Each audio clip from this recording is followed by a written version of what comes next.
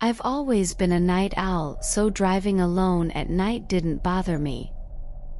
The road stretched out before me, illuminated only by my headlights, casting eerie shadows on the surrounding trees. As I drove, fatigue began to set in, my eyelids growing heavy.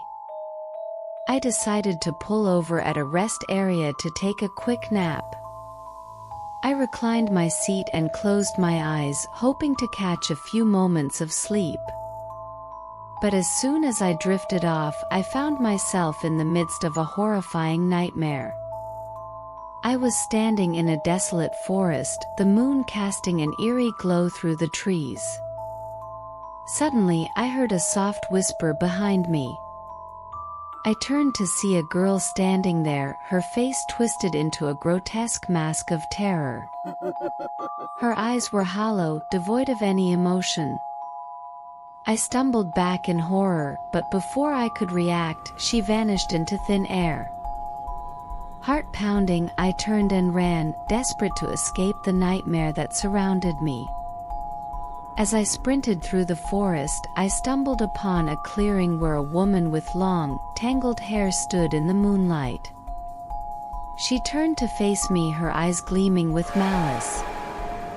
Without warning, she began to chase me, her unearthly shrieks echoing through the night.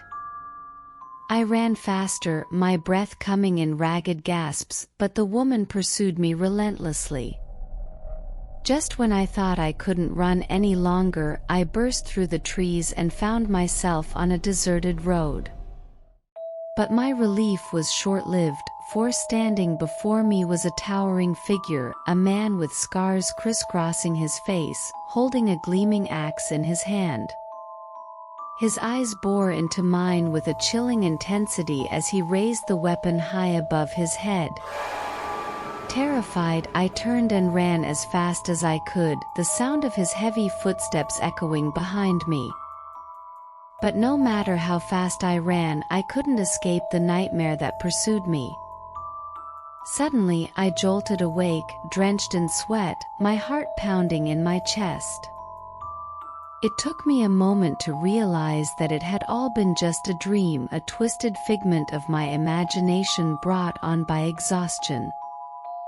Relief washed over me as I took in my surroundings, the familiar interior of my car, the soft hum of the engine.